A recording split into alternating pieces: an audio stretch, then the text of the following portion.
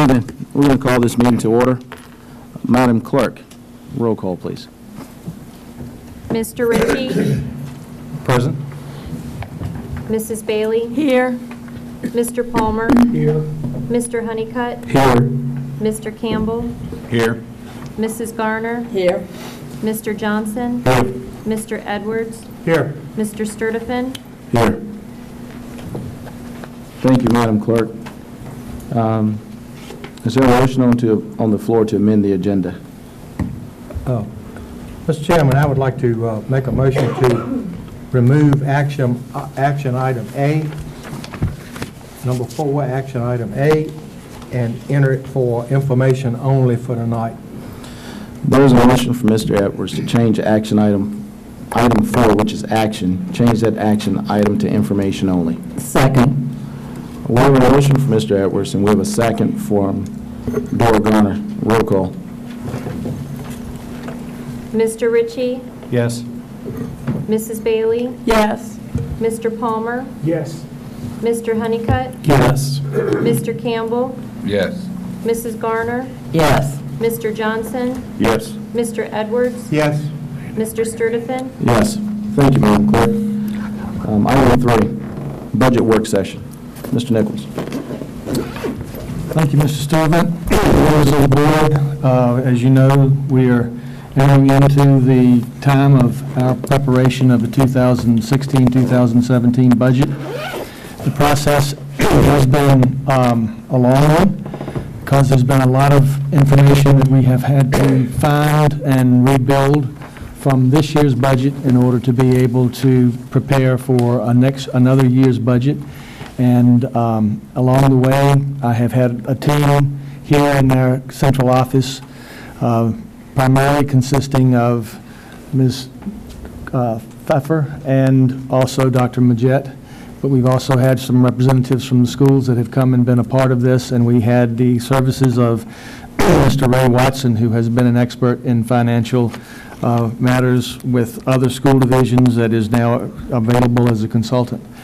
And through much work, we have been able to put together things that are going to be very helpful as this board moves forward in years to come. And then tonight, we are specifically looking at the first draft of the budget process for 2016-2017. What we will be presenting to you has been viewed by the Finance Committee, the members of the Finance Committee. So they've had a first look at it. We're going to be looking at it tonight, and you will have an opportunity to address questions to myself and to staff here, as well as principals that have put forth their recommendations and needs for next year. Upon hearing from all of these persons and looking at the budget, then the Finance Committee will actually go back and take your recommendations and your thoughts that are being recorded and put together tonight to actually create a budget that we will take forward for the public hearing on the night of our regular board meeting, which is the 21st of March. The way that will work is that our closed door session, which usually is from 6 until 7, this month will be from 5 o'clock until 6. The public hearing will be from 6 until 7, depending on our getting public information and our questions that would last until 7, but as soon as either at 7 or before when we get all of the public input, then we will go into our regular board meeting to have our March board information. And then we will have you come back again to put final components together for what we will be presenting to the Board of Supervisors. Ordinarily, we would be looking to make a presentation to the Board of Supervisors at their regular March meeting. But this year, their March meeting is being held before our March meeting. And I've already had a conversation with Mr. Carter, and the due date is April the 1st. And we know that there are components from the state that we may not even know by April the 1st. So we're in good timing. We will be meeting the expectations of the law, and we will also be in a position to make adjustments as necessary. There are some last-minute adjustments that we've already learned about from the state legislature. As you heard me mention to you before, the governor's budget was putting forth the idea of 2% increase for teachers in the second year of the biennial budget. Last night, I heard from the legislature that in addition to what the governor had put in for K-12 education, the legislators added something like $75 million for K-12 expenditures. And they moved that 2% increase from the second year of the biennium to the first year of the biennium. So even as late as today, our team has been working very hard to put that information in, and I will tell you that that 2% increase is not all state monies. There will be some local funding that must go into that. We don't know what those figures are yet. And so what we will be presenting to you tonight will include the 2% increase, but we cannot tell you what exactly that will mean as we would go forth to the county and asking for the local match that's required for it. But by the time we get to our final information, we should have that in place to know what that will look like. So what you will be presented with tonight are actually two budgets. The first one is a budget that takes only what we have in place this year and moving it forward to next year with the increases that are required to maintain personnel as the state expects them. Let me re-emphasize what that means. We have a 1% increase in salaries, 1% increase that has to take care of the retirement issue. We're in the 5th year of that demand by the state. We have been given an 8.7% increase in our health insurance. And we have this 2% increase that is a component of the increase in salaries for staff. And so the first budget will be reflective of those items, and then one other item reflecting in maintenance, which was significantly underfunded in past years, particularly as we're taking over more and more of our maintenance issues. The second budget that you will be presented with tonight is going to be looking at that information, but with the addition of a few items that are priorities that I'm asking you to consider, and priorities that the school staff are asking you to consider. I would suspect that the second budget is what we will have to spend most of our time in consideration of and making adjustments to, as we will want to send this information across the street to the Board of Supervisors. So unless you have questions, without further ado, I will ask Dr. Majette and Mrs. Pfeiffer to present the two budgets, proposed budgets. Good evening, Board Chair Sturtevant, board members, Superintendent Nichols.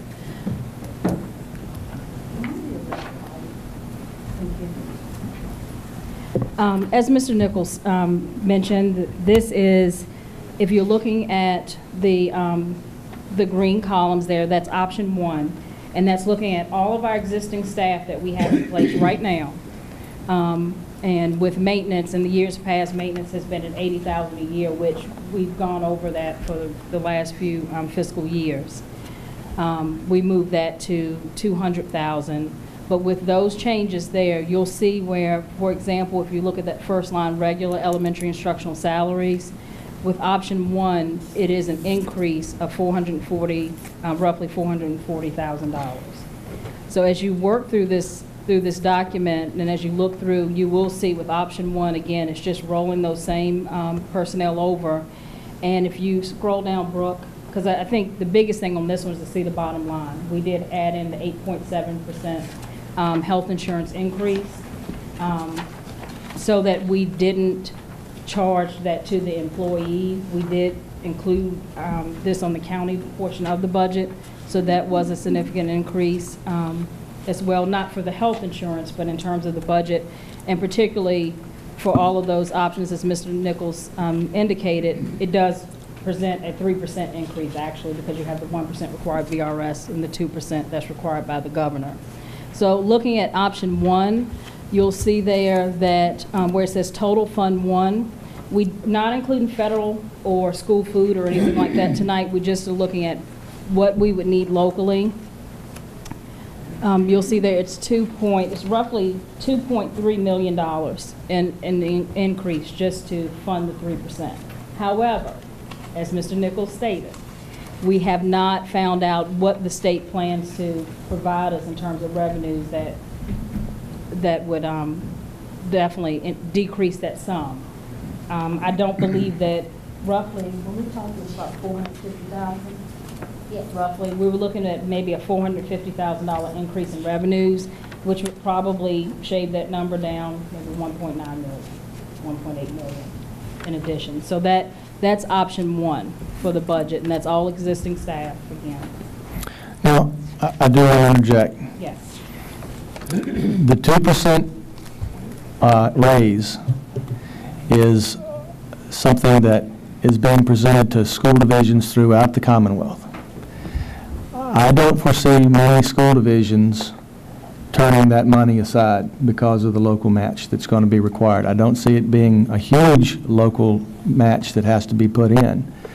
But you do need to keep in mind, and teachers need to keep in mind, that our current salary scale is the lowest in the region. And adding 2% is going to be something all the school divisions do. So it's quite necessary for our teachers, but it's not going to put us above anybody else around us. So I see it as necessary for us to be able to present that as an option, and we don't have any option other than the 8.7% health insurance and the 1% for retirement. Those are not options on the table for us. The 2% is an option, but I don't see how we can not do it, because we will really be behind if we don't make that option available. And one thing to note with option 1, it also includes 4 standards of quality budgeted for teachers or positions at the elementary level. In the governor's budget, they are going to give us $162,000 towards that, and Christy will address that when she gets to the revenue budget. So it wouldn't cover benefits and things like that, benefits in terms of health insurance or life insurance. However, that will give us some money towards the salary for those 4 positions. Okay. Can you scroll back up? What? You know what? Leave it there. That's fine. You can go back. With option 2, one of the key things that I want you to understand with option 2, and as you look at that bottom line, you'll notice that it is a $4.9 million increase. And I want to go over what's in this number here. Again, it's the same existing staff that we have, but in addition, the superintendent's budget priorities, which includes the fiscal year 17 budget increase, the 4 SOQ positions that I just mentioned, funding for professional development in light of the high school redesign options, a new student information system, the removal of 1 of the 2 assistant superintendent positions, moving our guidance counselor positions at the high school to 12 months. We would have 1 guidance counselor 12 months, the other 11 months, so that to ensure that there was always coverage there. Adding an additional 10-month guidance counselor position at the middle school, and this will give us 2 at each middle school. A records clerk at each middle school, as well as instructional assistants for all kindergarten classes, and we would need 9 of those. And then Mr. Nichols is also supporting the request for Parkview High School and Bluestone High School to have an additional special education teacher. So from there, and I'll give you a little background. Yesterday, we actually, Mr. Nichols, Ms. Pfeffer, and I met with the principals to share his budget priorities as well as discuss their personnel requests.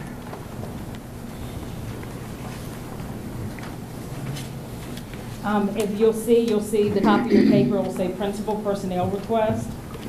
And you'll see there what each school was looking for. Clarksville Elementary, 2 instructional assistants for kindergarten, lacrosse, assistant principal, and an intervention teacher. South Hill, reading specialist, computer lab manager, elementary teacher, and a Title I intervention teacher. Bluestone Middle, 2 instructional assistants, 2 math teachers, 3 language arts teachers. Parkview Middle School, a physical education teacher, reading specialist, and full-time guidance counselor, and that was one of the requests that Mr. Nichols was supporting. Also, Bluestone High School, special education teacher, math teacher, elective teacher, and now she's actually sharing one of her foreign language teachers with Parkview High, so an additional foreign language teacher, at least half-time, and Parkview High, a biology or science teacher, special education, and a computer systems technology teacher. So from that meeting, we did get a list of suggestions from principals. I know at South Hill versus 3 instructional assistants, she felt greatly that her need would be to have the reading specialist. At La Crosse, and this was actually an error on my part, I had an instructional assistant down for him originally, and he wanted an intervention teacher instead. Parkview Middle School, guidance and an extra PE teacher needed, but he was saying that he could use a half-time PE teacher, at least instead of full-time, if he could get if his reading specialist support continued. And then Bluestone Middle, her concessions were 1 math, 1 English, and 1 special education teacher. So I know we're bringing you a lot of information, but I want you to understand what's in that bottom line with that $4.9 million increase. Okay? And do you have any questions about the expenditure side of the budget? May I address the issue? You see the counseling component on there quite a bit, and I'd like to emphasize that my purpose in making that a priority is because, as you've heard discussed before, the state is looking at high school redesign very carefully.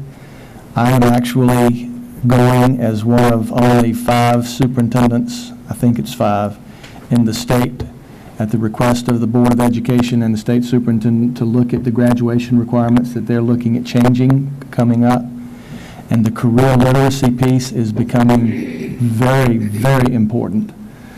Our counselors need to be in a position to do more work with a comprehensive career development program, and right now 30% plus of their time is given to testing, and they simply don't have time. We've met with them. Starting this week, they are doing almost nothing but testing coordination between now and the end of the year. And so they're understaffed as it is. I anticipate with the standards of quality in years to come, we will see the reduction in the student load for counselors, but right now we don't have that. And that is why I put those priorities in for the counseling session to try to do some training with them and give them an opportunity to do the work that they truly need to do with our students to get them prepared for 21st century workforce and jobs that are out there, both college and career. So that's why my priorities are there, that you see such a strong emphasis on it. I have a question. Yes, ma'am. The option 2, does that include superintendent, principal, the 2 principals, all of this, or just what the No, superintendent? it includes all of, All. except for the principal's suggestions, that would be more of what we would try to work on. Oh, okay, But it does include principal requests and superintendent's priorities. okay. When we had the conversation with the principals, they realized that there's no way that the Board of Supervisors is going to grant our wish list. And so they've immediately started looking at their priorities on their requests. And so what you've seen on the numbers is the full set of requests, and what you see on paper is they're coming back and saying, we can't have it all. Those are our priorities for our schools as we begin cutting. But you see it all in the numbers right now.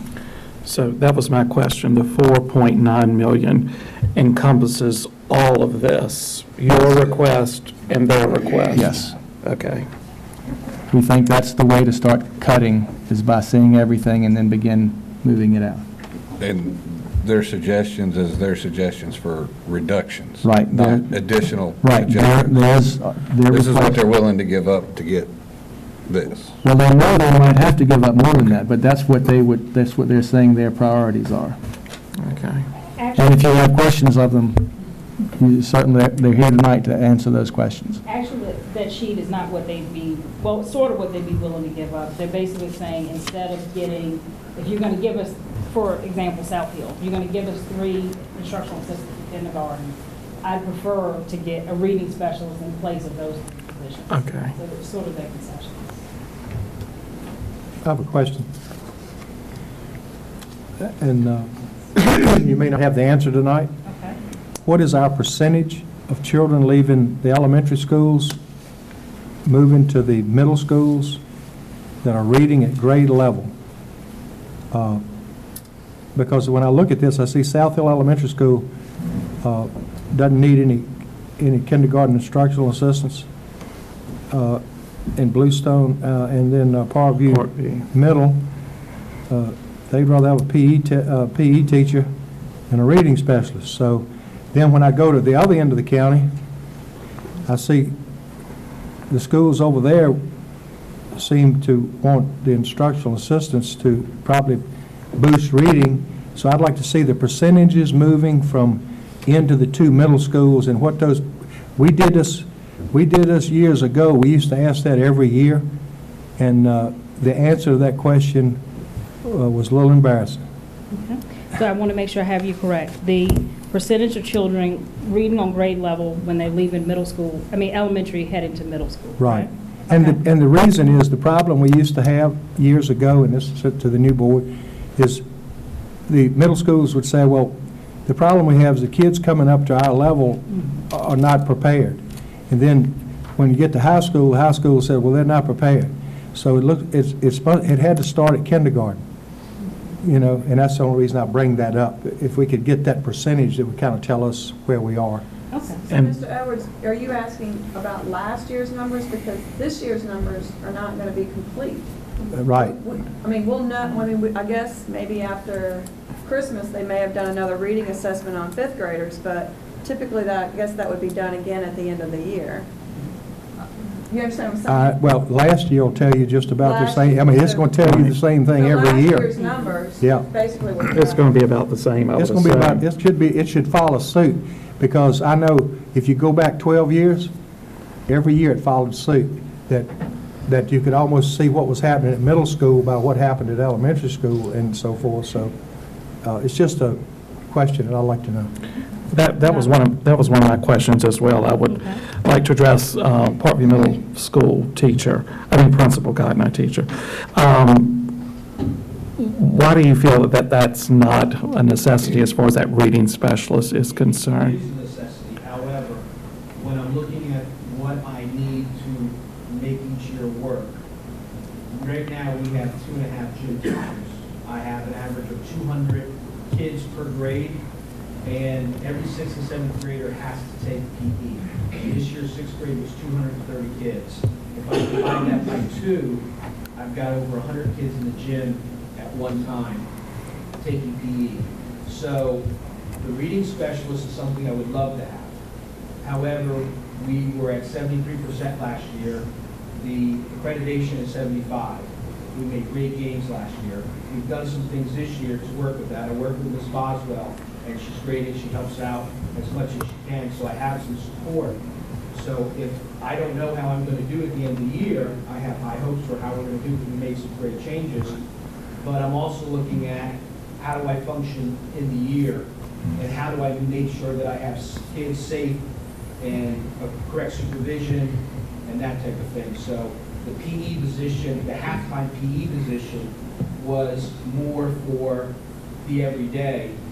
With a reading specialist, I'd love to have a reading specialist. I'll tell you all right now, that would be awesome. But I understand what we're dealing with, and if I have support from central office, from Ms. Boswell, Ms. Height, and we continue to do what we're doing, we have seen good growth. I'm hoping that would be that we could make it another year if we had to. And again, the schools I've visited, that's, I haven't been able to make it to all of them, but the ones I have visited, that's the biggest concern that I've heard in elementary schools, is reading. If our kids can't read, they're not going to follow suit with the rest of the subjects. That's why I think reading is big. Big. And I'm sure, and Ms. Boswell, and Ms. Rogers, and Mrs. Hyken, they'll pull all that information in terms of reading and get it to you. One other addition to that, I never stop doing, is I'd like to see that percentage also reflected into the children that are taking Cortez Math. If they can't read, they can't do it. So, I mean, I'd like to just, let's take a look at that. Thank you. Yes, sir. Any additional questions?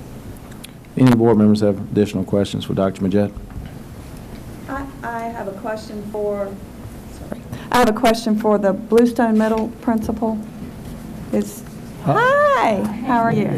I'm here on behalf of the district. I know you are, and we're glad you're here. The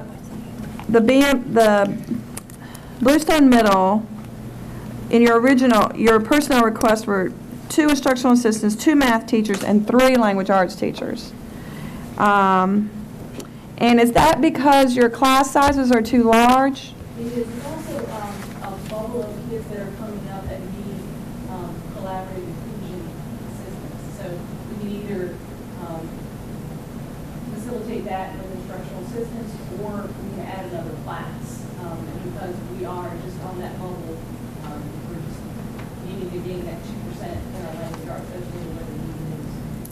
Again, if they can't read, it trickles down to everything else. So that's what the need was. Those inclusion classes. So can you give me numbers on those class sizes? I mean, when you say too large, what's that number look like? 8th grade, we got our group of inclusion of 20 kids in that class. 28. And that's a collab situation, so you have the regular teacher and a special ed teacher in there, and maybe a one-on-one, but maybe not. No one-on-one. And then, so that was English. And how about math? Can you give me, and of course, that class will be moving on to the high school. Right, and then we have another large group in 6th grade. I think it's 26 that need collaborative inclusion as well. So we generally try to put those in 2 groups, but then that still is 13 children in each class that need services. In addition to what's already there. So we're looking at maybe a class of 26 or 13 requires assistance. Thank you.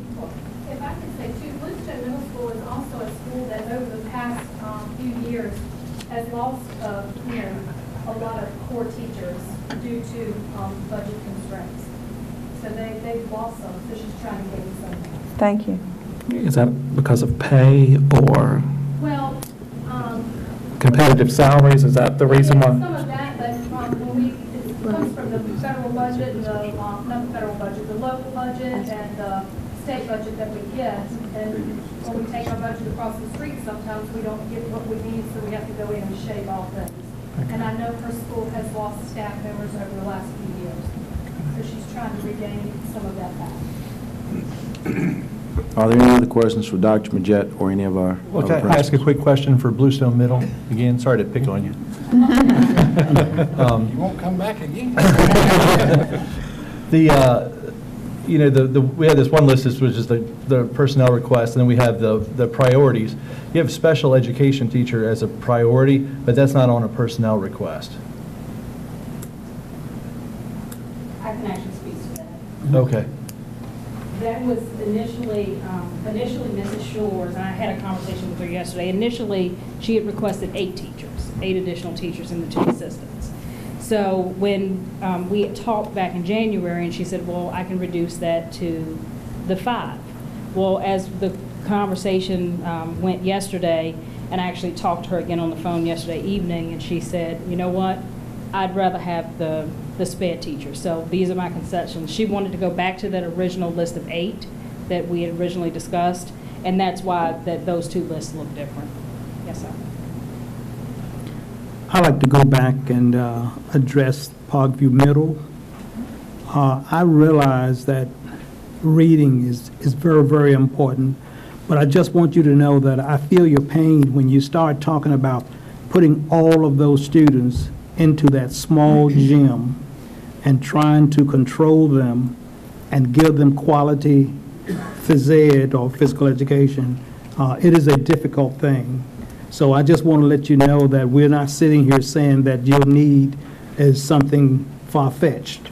We know that it is something that you truly need, but we're looking at the reading part of it. Oh, yes, sir. Yeah, that is important, I agree. That really is a priority. But I have to also look at the day-to-day, why I respond the way I do. I understand. Thank you. Ms. Bailey? Yes, thank you. Lacrosse, Mr. Camden, are you, we've heard for some time that you wanted an assistant principal, and that's not on your suggestion as of yesterday. So have you given up on that idea? Oh, no, that's still a request. Okay. Because you say intervention teacher versus a K instructional assistant, so that's just a change. You still want your assistant principal? Yes, ma'am. That and intervention. Thank you, Mr. Camden. Mr. Ritchie? Do you have anything else for anyone? Mr. Johnson? No. Ms. Garner? No. Mr. Honeycutt? Yes, sir. Mr. Campbell? No. Mr. Palmer? No. Mr. Edwards? No. Thank you.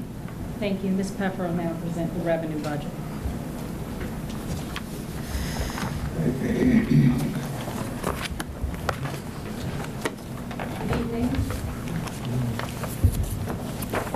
You notice we started with fiscal year 14 and have 15, 16, and then the fiscal year 17 is in blue. And these are the expected revenues from the state. You'll notice the first portion is the local money, and you'll notice that you see 1.6 million when over in fiscal year 16 you see 15.6 million. We did not include the local match because we really don't know what the local is going to give us. Now, if we include the amount that they gave us last year, we'll be under about $350,000 just in that portion. Now, the next portion is all the state funds expected to come in. This does not include the new funding that might come with the 2% VRS increase. And if you look at the top of the second page, we're expected $423,000 in more revenue than we had last year.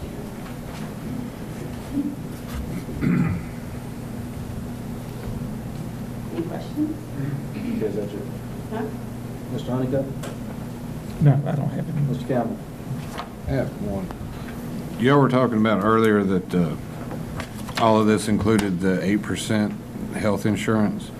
Did y'all do that blanket over every employee or just the ones that participate in the health insurance? Right now, we did it with the ones that participate now. Okay. We took those and increased them all by 8.9%. And depending on all the plans, we had the different funding for each plan, and then we increased it 8.7%. And then with the new positions in the option 2, or the requested positions, we went ahead and blanketed them in at the amount that we expected them to participate. So we do have a So that's the actual number. anticipated participation in HMP. I was hoping it was high. Sorry. No. Mr. Palmer? No. Mr. Edwards? No. Ms. Bailey? No. Mr. Ritchie? No. Mr. Johnson? No. Ms. Garner? No. Thank you. Mr. Nichols, did you have anything with that? Yes, I do. I realize that these are some very large numbers, and I anticipate that as we go to the Board of Supervisors with whatever we end up looking at, they'll probably come back and say, do you want new buildings or do you want pay increases, or what do you want? And so I know we've got our work cut out for us to trim our pencils and try to make this applicable. But the reality is, what goes on inside of the buildings is just as important as what the buildings look like. And our teachers and our staff are all very dedicated in what they're doing, and we need to support them to the best degree that we possibly can. So as excited as I am about the new building programs, and I am very excited, as I know everybody is, because they're desperately needed, the components that we're looking at tonight are also things that are very much needed, particularly if we're actually building tomorrow's career and college-ready students in the 21st century. Thank you, Mr. Nichols.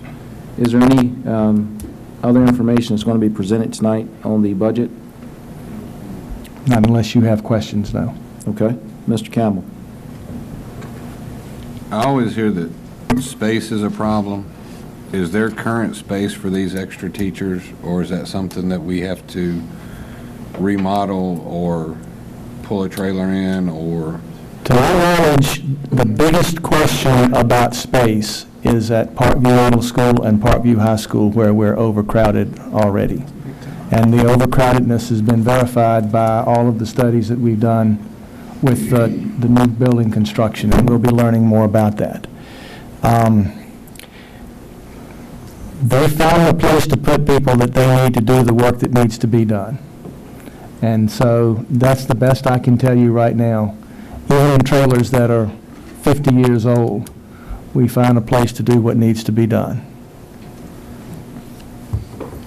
Thank you, Mr. Nichols. If there are no other information items for reports and requests pertaining to the budget, we'll move on to... One question. I apologize for that. Mr. Palmer, go ahead. I tossed this around before. What is the predicted enrollment? Are we going to increase on both ends of the county for the next year? We do have information on ADM. Would either of you have some of that to be able to answer specifically?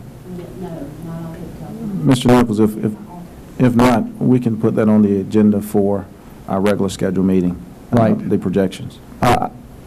Generally, I can tell you, Mr. Palmer, that we are the only Region 8 school division, as I understand it from conversations with other superintendents, that shows growth in the last few years. Most of that has been on the eastern end of the county, not on the western end of the county. We've had some lower numbers on the western end of the county. It does bring me to bring out a point that I've mentioned at our capital improvement programs. If we're looking at building equal on sides, we're going to have to look at realigning our attendance zones, because right now we're close to 300 students or more in the eastern at Parkview High School than we are at Bluestone High School. So there are some serious considerations that have to be made there. The only reason for that question is we're trying to predict what we need for the future, but we almost have to have those numbers in order to... And we do have projections from the state for ADM for next year, and the projections do not include students that we have paying tuition coming to us from out of county, and we have a significant number of those as well. So I will have that for you at the March 21st meeting. Mr. Nichols, information item number 4. Yes. Service Solutions contract. In the process, and very much at the request of the board, we have been building this year's budget pretty much from scratch. We have taken a serious look at contracts that we have in place for any number of services that outside vendors make available to us. We're looking at the validity of those contracts, and we're having serious discussions at this point with many of those vendors. One of them that we actually had a meeting with today is Service Solutions, that for the past 4 years has been providing our custodial services. Having looked at the numbers, it is the opinion of myself and the members of the Capital Improvement Committee, that we would be able to take care of our custodial needs by bringing that service back into our own maintenance department as opposed to putting it out. We feel like we might also find that our principals and others are more pleased with the cleanliness of the buildings. And so at the next board meeting, well, tonight I will be asking you to consider terminating the contract that we have with Service Solutions, and we'll ask you to take a vote on that with information that is being provided to you between now and then, so that we could go back to having that brought in-house. Thank you, I have a Mr. question. Nichols. I have a question on that. Ms. Garner, go ahead. In the contract, does it say that we cannot hire the ones that are working for Service Solutions, or can we hire the ones that they have? The contract says that we cannot hire for 2 years the management position employees that they have. It does not say the ones that they have on hourly wage. So it is our understanding, and the conversations today was verified, that we will be able to hire those persons that we feel have been doing a very good job for us. Basically, we'll have to put out an RFP or to hire all of the custodians that we will need.